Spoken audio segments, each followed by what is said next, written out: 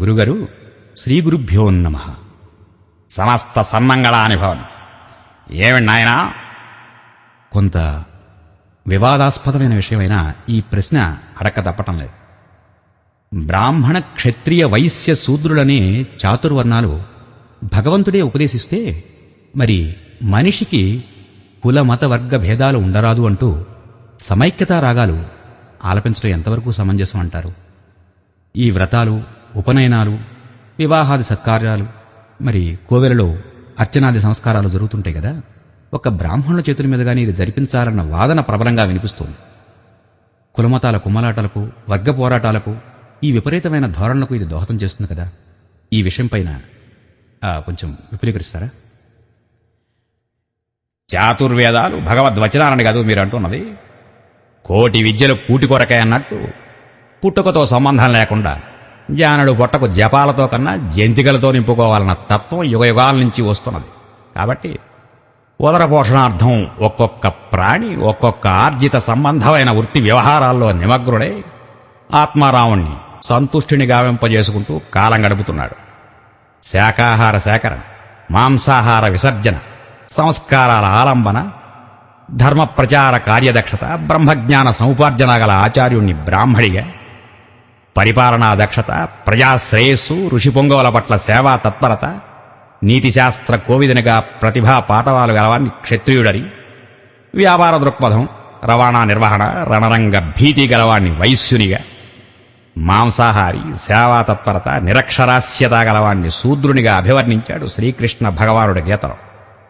ఈ పరిణామం పుట్టుకతోగాక ఆచరించే కర్మ సాక్షిగా విభజన జరిగింది. బ్రాహ్మణో ముఖమాసి బాహో రాజన్యకృత ఊరు తదస్య యద్వైశ్య పద్భ్యాగం శూద్రో అజాయత. పురుష సూక్తంలో ఇది ప్రస్ఫుటంగా ఉంది. కాలచక్ర గమనానికి కావలసింది ఈ చాతుర్వర్ణ విభాగ వ్యవస్థే గాని ఇక ఉపాధిని ఎంచుకోవడంలో తన స్వభావాన్ని బట్టి ఎంచుకుంటాడు మానవుడు. ఏ ఒక్కటి లేకపోయినా శరీరం కుంటుపడుతుంది. ఈ సమాజ వ్యవస్థ అనే శరీరానికి ఏ అంగం ఒకదానికొకటి తీసిపోదు అని పురుష సూక్తంలో ప్రస్ఫుటంగా ఉంది.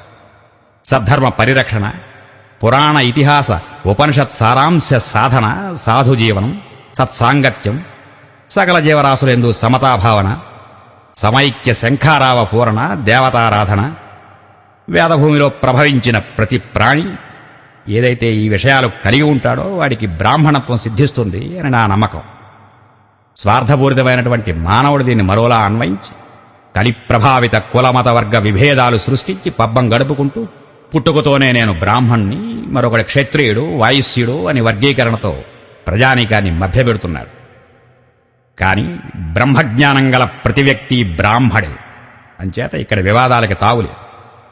ఎవరు బ్రాహ్మలు, ఎవరు బ్రాహ్మణేతరులు అన్న తర్కం ప్రజా వివేకానికే వదిలేద్దాం. ఇక్కడ అది అప్రస్తుతం. ఆదిశంకరుల వారికి చండాలునిగా దర్శనమిచ్చిన పరమశివుని గాథ, తొలి తెలుగు పద కవితా పితామహుడు అన్నమయ్య ఆవిష్కరించిన బ్రహ్మమొకటే పరబ్రహ్మమొకటే అన్న సంకీర్తన సారాంశం కూడా ఇదే. అటువంటి భావనే లోక కళ్యాణం, మానవ శుభకామన మంగళగీతం. ఇక ఆరంభించండి నాద సమన్విత వేదగానం ఆచార్యుల వారు. గృహస్థ దీక్షకు కావలసిన ప్రమాణ శ్రీకారం. ననక్తం స్నాయాం ననగ్న స్నాయాం ననగ్నాం స్త్రియం ఈక్షేయం అన్యత్ర మైథునాత్ వర్షతినా ధావేయం న వృక్షమారోహేయం నకూపమవరోహేయం న బాహుభ్యాం నదీం తరేయం న సంశయమభ్యాపధ్యేయం. అయ్యా పెద్దలారా వినండి. రాత్రులందు స్నానం చేయను, నగ్నంగా స్నానం చేయను. భార్యా సంభోగ సమయాల్లో తప్ప స్త్రీని నగ్నంగా చూడను. వర్షంలో తడియను, చెట్టెక్కను, నూతిలో దిగను, ఈదుతూ నది దాటను, ప్రాణాపాయం కలిగించే ఏ పరిస్థితుల్లోకి కావాలని చొరబడను అంటూ హే వాసుదేవ గార్హస్థ్యం వత్స్యమోభో. ఓయ్ వాసుదేవా, నేనిక గృహస్థాశ్రమానికి వెడుతున్నానయ్యా.